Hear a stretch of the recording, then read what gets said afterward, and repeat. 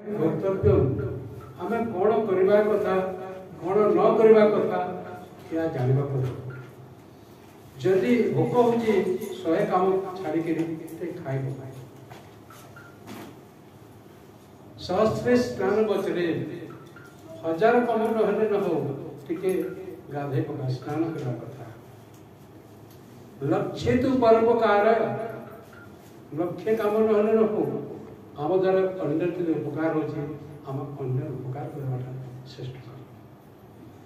कोटि त्यक्ता हरि खोजे गोटे कोटि काम नहले न हो कि हरि भक्ति हरि भजन करवा कथा। यहाँ हूँ आम जीवन मुख्य। आज जो आम आसो सकाल सन्ध्या पर्यंत आम जो नित्य कर्मटा अच्छी आम कौन कर भोक होते हाथ गोड़ भी धोन खाई पक भोक हो प्रायटी कौन दिखाई हरि भक्ति